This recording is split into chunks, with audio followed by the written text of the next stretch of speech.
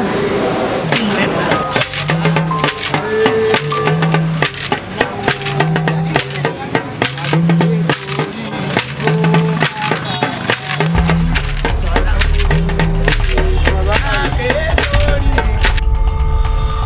Bẹ́ẹ̀ pàwọ́ yẹn ó dàbí ìgbà tí wọ́n wọlé ẹkùn ni ó.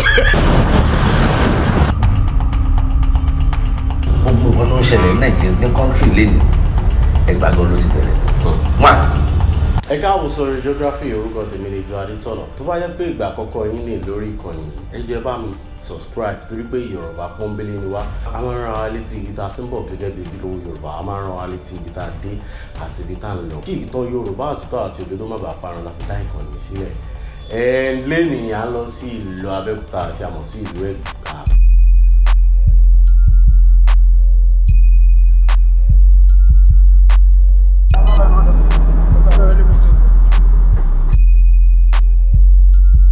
A gun ọkọ̀ ojú irin lọ sí ìlú Egba ní ọjọ́ ìsinmi tó kọjá ẹ̀ nílé tó gbà wá ní nǹkan bíi 15 minutes láti ìlú Ibadan.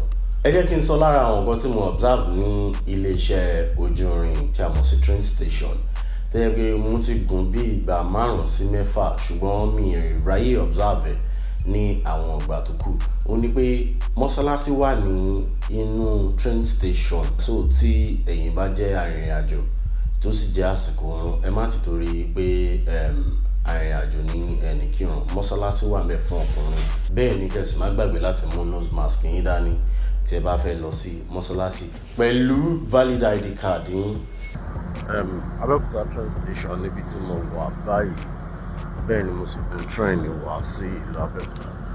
Gbogbo nǹkan tí a máa ṣe lónìí ni pé a fẹ́ explore Abeokuta within 6-7 hours. So ẹ jẹ́ ká wo nǹkan tá a lè rí ṣe ní ìlú Abeokuta.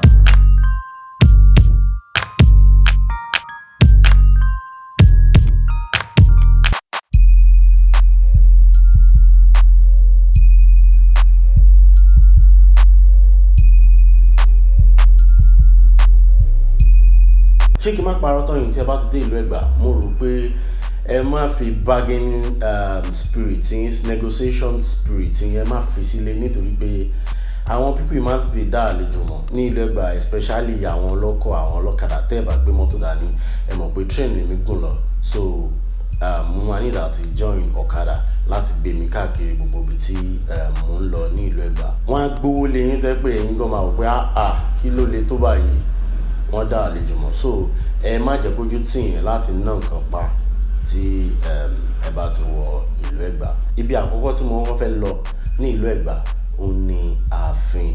A fẹ́ go the traditional way. Ṣé mọ̀ pé nílẹ̀ Yorùbá tálejò bá kọ́kọ́ wọ ìlú ààfin lákọ́kọ́ lọ pé kábíyèsí mo ti dé o. Téèyàn bá kọ́kọ́ wọ ìlú kan á lọ kí ọba aládé ìlú náà ní ayé ìjọ́un, and irú ẹ̀ gangan ni nǹkan tí a máa ṣe lénìí. Ààfin Alake tìlú Egba ni ẹ̀ ń wò ní ẹ̀yìn mi yìí. A ní ká kọ́kọ́ dé ààfin baba ká ní àwa ti wà ní ìlú wọn, ṣùgbọ́n kíní kan wá ṣe kókó, ṣe pàtàkì. Ṣé rí ẹnu ọ̀nà ààfin náà ni ẹ̀ ń wò lẹ́yìn mi ẹ̀. Ẹ báyìí kọ́kọ́ dé ibẹ̀, tó bá jẹ́ pé ẹ dé fìlà bẹ́rù tèmi, ẹ máa kọ́kọ́ ṣí fìlà náà sí ọwọ́. Kódà kó jẹ́ pé umbrella ni ẹ ta, kójò máa rọ iná, ẹ gbọ́dọ̀ lo umbrella wọ inú kọjá ẹnu ọ̀nà tẹ́ ń wò ní ẹ̀yìn mi ẹ̀. So ẹ jẹ́ ká wọnú ààfin. Nígbà táwọn òyìnbó dé sí Egba mi, wọ́n bẹ̀rẹ̀ cat gbogbo àwọn ẹranko wọ́n á gbélẹ̀ sí alàgbà ẹ̀, wọ́n á gbé bàrà. Wọ́n lè ti mọ̀ wá tẹ́lẹ̀ pé civilization àbí ló ti kọ́ bẹ́ẹ̀. So population wa lẹ́gbàá máa ẹ̀ orílẹ̀ là ń jọba sí máa ẹ̀. Population wa máa ẹ̀ wíyá ló gidi 7 lọ. 7 million. 7,000. 7 family àbí? Exactly.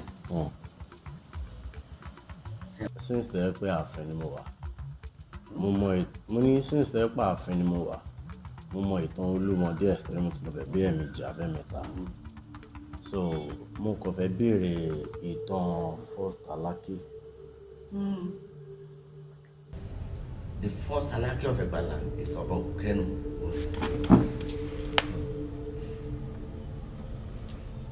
First Alake ni Abeokuta. Àwọn olóògbé ló ń jókòó níbí báyìí, and fraternities. Okay. And we have four sectional suburbs in Egbaland, which Alake is the paramount ruler, followed by Shodeke, followed by Agura, and followed by Olowo. Those are the four sectional suburbs, but Alake is the paramount ruler. Kí ló jẹ́ kó rí bẹ́ẹ̀ ni wípé àpébí ní court. Nítorí pé níjọ́ yẹn lọ́hùn láyé ìjọ yẹn àwọn ọba ló ń ṣe ìgbẹ́jọ́. Ṣùgbọ́n nígbà tí nǹkan ti wá lajú, èèyàn mélòó lọ́ba fẹ́ dá lóhùn ni bàbá ṣe ní representative ìpètò. Tá a bá rí nǹkan tó bá ṣẹlẹ̀ nílùú mi, kàn gbé wá síbí, kàn wá sọ. Ààfin mẹ́ta ló wà nínú ọgbà yìí. Ààfin àkọ́kọ́ tí a mọ̀ sí ààfin ìṣẹ̀báyé, ààfin ẹlẹ́ẹ̀kejì àti ààfin tuntun tó jẹ́ ti ìgbàlódé. Ṣùgbọ́n tẹ́ bá yí kọ́kọ́ wọnú ààfin ẹlẹ́ẹ̀kejì ni ẹ ti máa lọ dọ̀bálẹ̀. Ẹ máa dọ̀bálẹ̀ kábíyèsí o, kábíyèsí o, kábíyèsí o. Tí ọba bá wà lókè, ọba máa dá yín lóhùn pé ta nìyẹn. Ṣùgbọ́n tí ò bá sí ọba lókè, àwọn amẹ̀sẹ̀ olórúkọ kan tó máa ń pè wọ́n ní ìlú Ẹ̀gbá. Ṣùgbọ́n àwọn other places ní ilẹ̀ Yorùbá a lè pè wọ́n ní amẹ̀sẹ̀ tàbí dongari. Àwọn orúkọ tí wọ́n máa ń pè wọ́n ní wọ́n á dá yín lóhùn pé ọba ń kí ọ, ọba ń kí ọ, ọba ń kí ọ. So nǹkan alákọ̀ọ́kọ́ tẹ́ máa ṣe ni ẹ jẹ́ ká wò káàkiri kí a sì béèrè ìtàn díẹ̀ nípa ọba Alake tìlú Ẹ̀gbá. Mo ní ṣe jagunjagun ni first ọba. No. Ṣé mọ̀ pé àwọn ìlú kan wà nílẹ̀ Yorùbá tó yẹ pé jagunjagun. No. Lísàbí ni jagunjagun nílẹ̀ Ẹ̀gbá. Oh, okay. Lísàbí ni jagunjagun nílẹ̀ Ẹ̀gbá. God wípé gbogbo nǹkan tó ń ṣẹlẹ̀ ní Nàìjíríà ní country lẹ́nu Ẹ̀gbá gan ló ti bẹ̀rẹ̀. One, ẹ wo CMS grammar school tó wà lẹ́kọ̀ọ́, ibi náà ti gbé lọ tán. With their notable dates. Ẹ wo usage Ìbàdàn, ibi ló ti lọ. University College Hospital, ibi ló ti lọ tán. Ìwé ìròyìn àkọ́kọ́ ní Nàìjíríà ibi ló ti bẹ̀rẹ̀.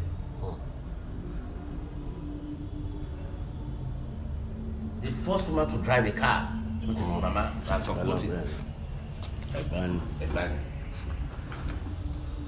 And to translate the Bible now. And to translate, exactly, you know what I'm talking about, exactly. And the first Bible in Nigeria, what am I buying? Nínú palace. The Queen of England gbé fún Alake. Níbo ló wà ṣàṣemúlẹ̀ rẹ̀ sí? Ó wà ní inú ilé. Oh, okay.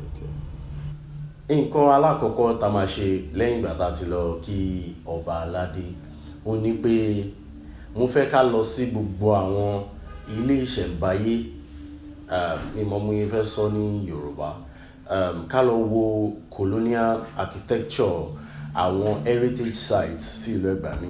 Ibi alákọ̀ọ́kọ́ tí mo dẹ̀ rò pé kí n lọ ní Century nítorí pé òun ló súnmọ́ ààfin Alake. In fact iwájú rẹ̀ gangan ló wà. Mo ti kúrò ní ààfin. Nǹkan tí mo kọ̀ rí láàfin ni pé wọ́n wà welcoming gan.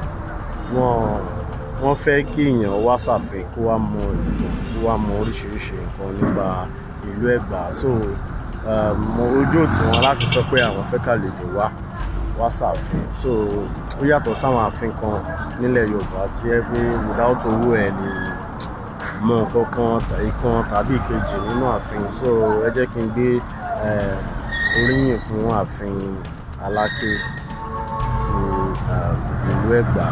Ibi tí mo wà ń sìn, tí mo believe pé nǹkan tó kù tí mo fẹ́ ṣe ń sìn ó ní pé kí n lọ sí àwọn historical sites tó wà nínú Ẹ̀gbá, tó wà nílùú Ẹ̀gbá, káwo bí architecture ti rí and bí wọ́n ṣe rí ní 2021. Irú ilé tí mo wà lẹ́yìn mi yìí,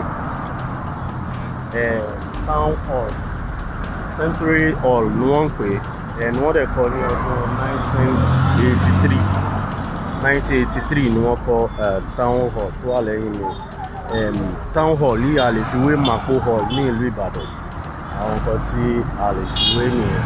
Ẹ jẹ́ ká wọlé káwò bí town hall náà ṣe rí.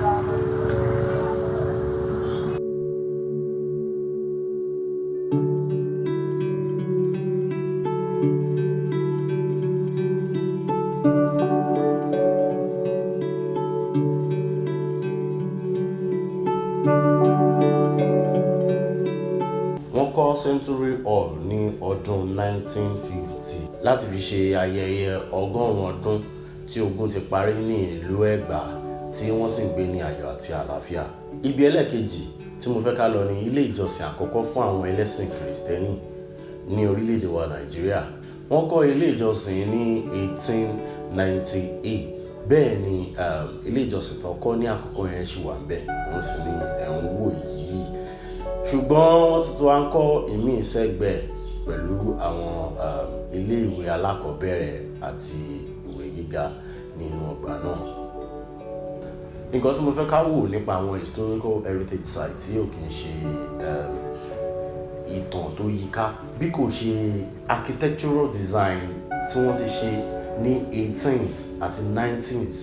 Ẹ mọ̀ ó jẹ́ nǹkan òwúrú fún mi nítorí pé àárírú àwọn nǹkan bẹ́ẹ̀ yẹn mọ́ ní orílẹ̀-èdè wa Nàìjíríà. Ìjà ṣáwá ń dàgbà sí ni àbí báwo? Ẹ jẹ́ kí n mọ nǹkan tẹ́yìn bá rò ní comment section, torí ẹ wo irú ilé ìjọsìn yìí nìsín. Wọ́n ti kọ́ ní 1898. Ilé ìjọsìn mélòó ni wọ́n kọ́ tó tún ṣì dà báyìí ní ọdún 2021? Àwọn nǹkan tí mo ń sọ nìyẹn. Ṣé mọ̀ pé bí Ìbàdàn ṣe jẹ́ city of many first, like bí university àkọ́kọ́, television àkọ́kọ́ ní orílẹ̀-èdè, in fact ní Africa, àti skyscraper àkọ́kọ́ ní orílẹ̀-èdè Nàìjíríà àti bẹ́ẹ̀ bẹ́ẹ̀ lọ. Bẹ́ẹ̀ náà ni ìlú Ẹ̀gbá ṣe jẹ́ àkọ́kọ́ sí oríṣiríṣi nǹkan bí church, ilé ìjọsìn àkọ́kọ́ fún àwọn Kìrìsìtẹ́nì. Bóyá jẹ́ àwọn náà kọ́kọ́ ní ilé ìjọsìn church àkọ́kọ́ ní orílẹ̀-èdè wa Nàìjíríà, bẹ́ẹ̀ náà ló ṣe jẹ́ pé àwọn náà kọ́kọ́ ní mọ́sálásí àkọ́kọ́. Ẹ jẹ́ ká lọ wò bí mọ́sálásí àkọ́kọ́ tí wọ́n kọ́ ní ọdún 1925 bó ṣe rí ní Kọ̀bìtì. Ṣùgbọ́n nígbà tá à ń lọ sí Kọ̀bìtì, mo rí àwọn egungun tí wọ́n lu ìlù, tí wọ́n ń jó, tí wọ́n sì ń ṣe àjọyọ̀. Léyìí tó jẹ́ kí n rò pé bí ìlú Abeokuta sì ní cultural value.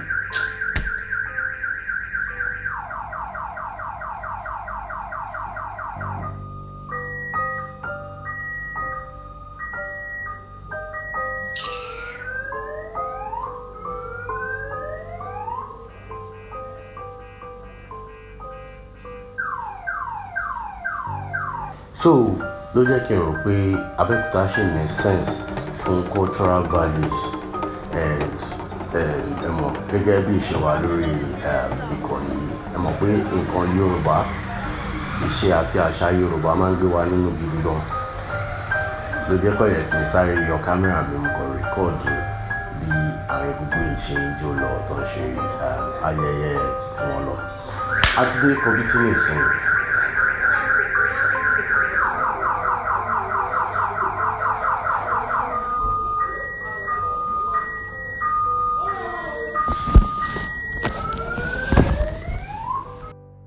Ẹ̀yin náà wo architectural design mọ́sálásí, ṣe rí pé ó rẹwà gidigidi gan. Ìtàn kékeré nípa mọ́sálásí ni pé nígbà tó fẹ́ kọ́ mọ́sálásí, ọba Shodeke ni ẹ tó fún wọn ní ilẹ̀ tí wọ́n kọ́ mọ́sálásí sí. Ta ni ọba Shodeke? Mo rántí pé orí ẹ̀ wà níbì kan níbi ẹgbẹ́ Olúmọ rock. Mo bá rò pé kí n lọ síbẹ̀. Àṣé mo ń lọ sí Lions Den ni. Ọba béèrè pé níbo ni mo ti wá. Mo bá ní Ìbàdàn. Wọ́n rẹ́rìn. Wọ́n ní ṣé mo mọ òwe yẹn? Olówe o. Bẹ́ẹ̀ yín pa òwe yẹn. Ó dàbí ìgbà tí wọ́n wọlé ẹkùn ni o. Àyà mi já sá.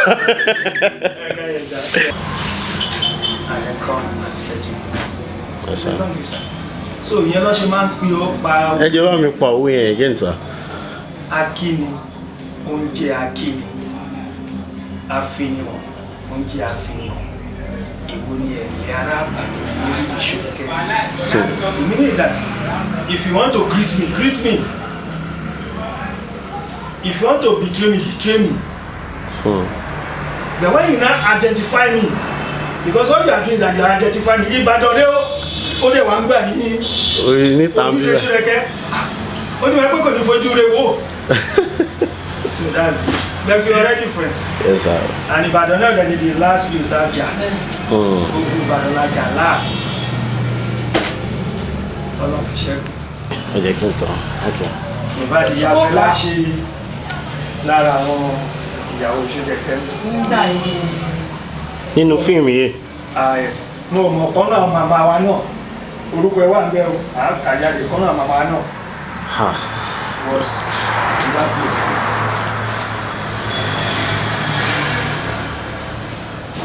Mo fẹ́ mu honestly gbàdí. Màmá wa yẹn inú àwọn ìyàwó. Inú àwọn ìyàwó náà ni mo mẹ́ pé màmá wa. Gbogbo àwọn tó jẹ́ Tanzania nínú play parí. 1940 kílẹ̀ kù sá. 43. That's when they mark 100 years. When it mark 100 years. But I thought the Christianity mission debut 1943 to 1943. Ṣùgbọ́n after ìgbà yẹn àwa ní long conversation tí mo rò pé máa upload sí another episode because mi ní fẹ́ kí fídíò ìgún jòjòjòjò so máa upload ẹ̀ sí another episode so tẹ́ ẹ bá ti subscribe another chance ní fún yín láti gbọ́ ìtàn Shodeke gangan àti bí àwọn Ẹ̀gbá ṣe dé ibi tá ń pè ní Egba. Shodeke had a dream about him.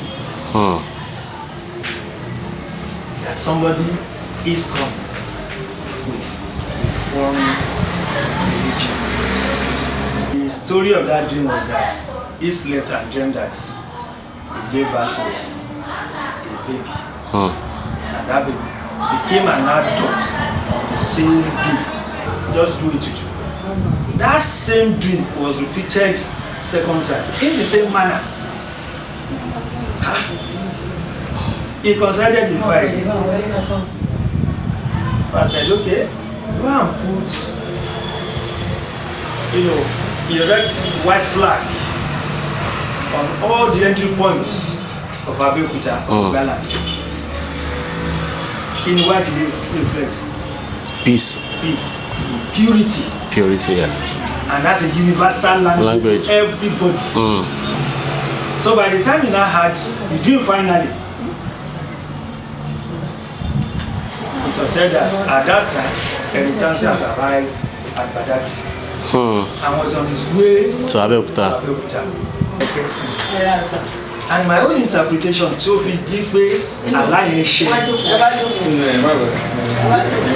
as Heritage was coming in that book that I mentioned, which is data,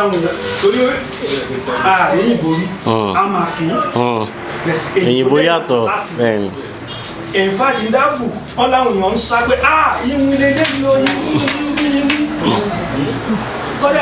láti àrò tó ti wọlé ní gbogbo ọdún wà nínú pé ọ̀rọ̀ pọ̀ nílé Shodeke nílé nígbà yìí. But I think Shodeke instantly picked the meaning.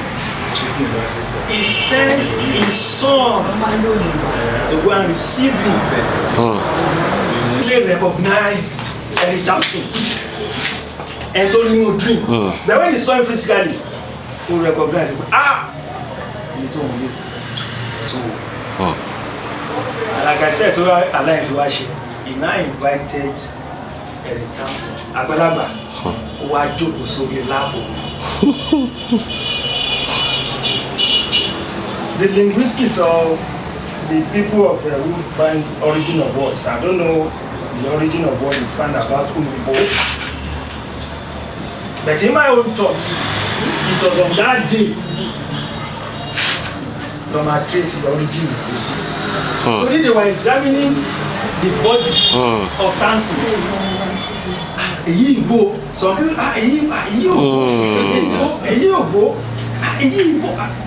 because you can be almost to go skinny now.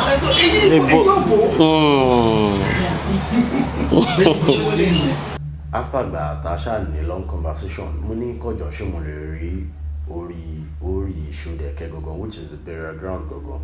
Bẹ́ẹ̀ ni mo sì lọ síbẹ̀. Orí Shodeke níbi tí ẹ̀ ń wò yìí. Ẹ̀rù bà mí gidi gan nígbà tí mo fẹ́ wọ ọbẹ̀ ṣùgbọ́n mo wọ ọbẹ̀. Ṣé àwọn pictures wà nìyẹn? Mo ní ṣé àwọn pictures wà nìyẹn? No. This is the last born of the last born of Shodeke. Last born of the last born. He was the Olori Ebi when he was alive. And this is his own son. He too also reigned as Olori Ebi. He too also reigned as Olori Ebi. My own great grandfather was the first son of the last son. So me Baba was the last younger brother to And this? These are Family pictures. family pictures.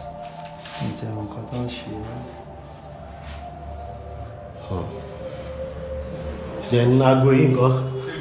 Yeah, it's just Okay. no, Okay. Alright, sir. So, that's my crew. Another place to just historical sites to yẹ kí n lọ. Mi ò lè lọ bẹ́ẹ̀ nítorí pé ìjọ tí mo rìn àjò ìjẹ́ ọjọ́ ìsinmi Sunday wọn dẹ̀ kí n ṣí bẹ́ẹ̀. Ibẹ̀ ni ilé ìyàfẹ́ lá. So ibẹ̀ ló yẹ kí n tún lọ. Ṣùgbọ́n mi lè lọ bẹ́ẹ̀. Mo kọ̀ wò pé òkè ìyẹn jẹ́ nǹkan tí màá next time tí màá ti wá sí Abeokuta tó jẹ́ àárín ọ̀sẹ̀. Ibẹ̀ ni màá kàn lọ. So another place tó tún yẹ kí n lọ again tó jẹ́ the last place mo believe I mean the first place gan tó yẹ kí n lọ ní Olúmọ rock. Ṣùgbọ́n mo ti lọ Olúmọ lẹ́ẹ̀mejì ẹ̀mẹ́ta tó bá yẹ pé yìí ṣì fẹ́ wo fídíò gbà tí mo lọ sí Olúmọ rock. Òun ló ń jáde lókè ní B àbí B dẹ̀ ni. Òun ni link ẹ̀ lẹ́ ń wò ní òkè yẹn. So ẹ lè click kẹ̀kẹ́ wò gbà tí mo lọ sí Olúmọ rock. So mi tún fẹ́ lọ again kó má di pé understand but mo kàn f'Olúmọ yín ẹ jẹ́ kí n kàn f'Olúmọ yín láti ojúde Shodeke.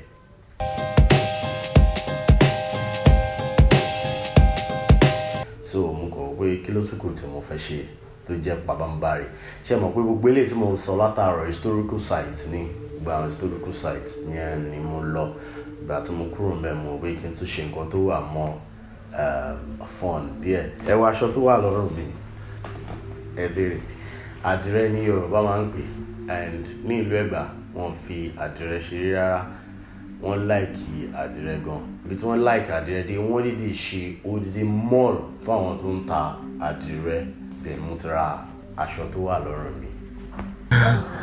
So ibi tí mo wà ń sìn ní Kampala mall ní Toku tẹ bá rí bọ́yẹ fi Kampala ṣe wọ́ pépà yìí tẹ ti rí bẹ́ẹ̀ tẹ rí pé ó rẹwà ẹ gbọ́dọ̀ wá sí Abẹ́òkúta láìsí pé wá ra Kampala ní bíbá yìí. Kampala wọn wálẹ̀ ṣe mọ̀ pé ara àwọn kan tó mọ ìlú Ẹ̀gbá fún nìyẹn Kampala àti táwọn Yorùbá máa ń pè ní Adire.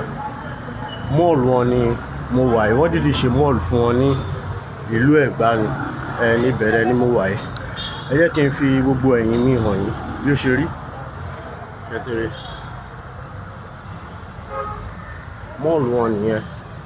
So ẹ má ṣaláì wá síbí báyìí tẹ́ bá wá sí Adire mall màá yìí fo drone màá kí n fi hàn yín bó ṣe rí látòkè. That's the owner of the shop.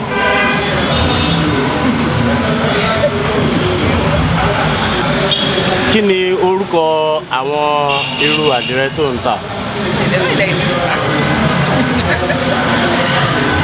Batik, tie and dye. We have imported, we have silk, we have chiffon, and we have ready to wear. This is like mo sọ níbẹ̀rẹ̀ lẹ́ẹ̀kan ẹ má wá sí Abẹ́òkúta láìṣe pé ẹ wá sí Adire mall tí mo wà yìí and look at it.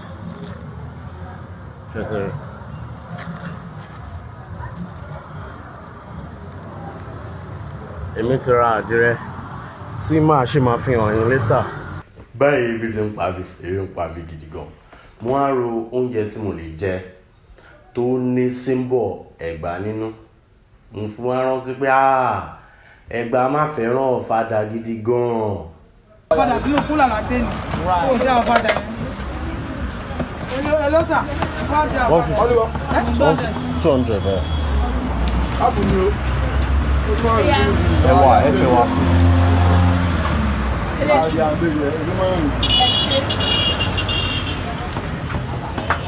Dodo 100.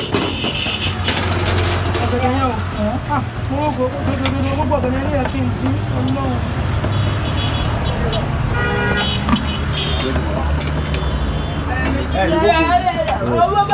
Ẹ fi pọ̀nmọ́ méjì sí náà.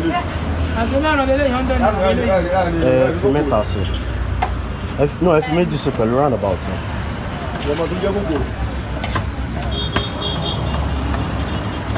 Roundabout ló ti gé o. Má wọ̀rọ̀ máa wà pé. Okay.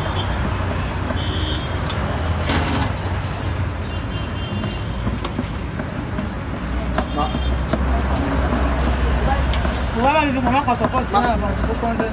Ṣé ti fẹ́ràn méjì sọ̀rọ̀? Orí ta ẹja.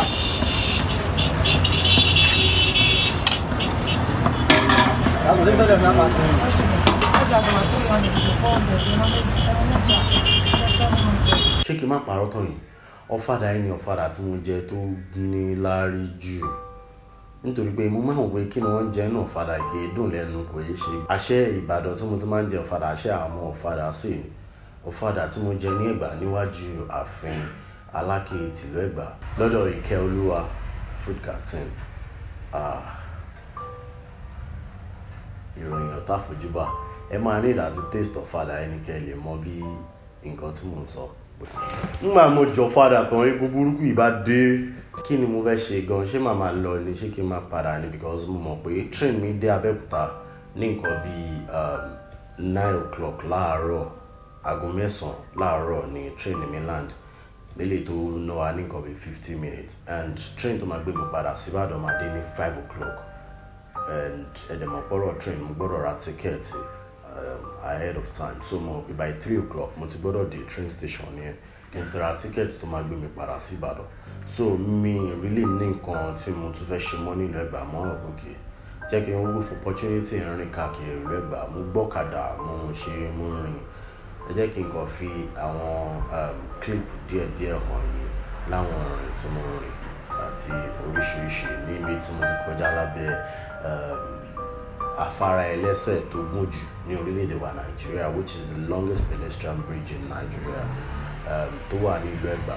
tí gómìnà tó ṣe tán kí gómìnà ilé tó jẹ́ àwọn ni wọ́n ṣe most of the nǹkan pàtàkì tí wọ́n rí ní ìlú Ẹ̀gbá àwọn ni wọ́n ṣe so jẹ́ ká fi àsìkò ìgbé oríyìn fún wọn so.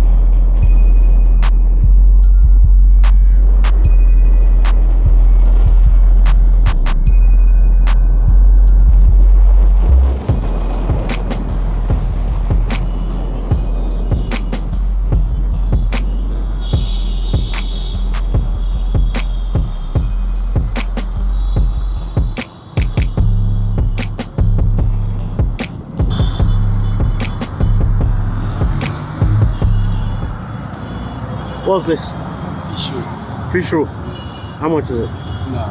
50 naira. So kò ní jù báyìí lọ tó wáyé pé wo fídíò yìí dé ibi tó dé tí ẹ dẹ̀ ti subscribe kí ni mo fẹ́ pè yín ẹ má gbàgbé láti like then lórí ìkànnì 5,000 naira ní like mi so bẹ́ẹ̀ bá ṣe fún mi ní like ẹyọ kan ó mì ní 5,000 naira nínú ọkàn mi gba èèyàn kan tó ti fún mi ní 5,000 naira èèyàn kan tó ti fún mi 5,000 naira ẹ má fi like yín ṣàwọn sí mi náà. Come on, John. Egba. Ẹ bá mi like video á jẹ́ kí YouTube mọ̀ pé àwọn kan wà tán like video yìí á lè jẹ́ kó recommend ẹ̀ fáwọn èèyàn sí so ẹ jẹ́ kí n wo 5,000 tí video yìí máa fún mi ẹ dẹ̀ má gbàgbé láti subscribe kò ní jù báyìí lọ lé ní orúkọ tèmi ní Jọ Adétọ̀nà lẹ́ẹ̀kan sí ẹ jẹ́ kó tó dìgbà mi ẹ má gbàgbé láti like ara yín ó dàbọ̀.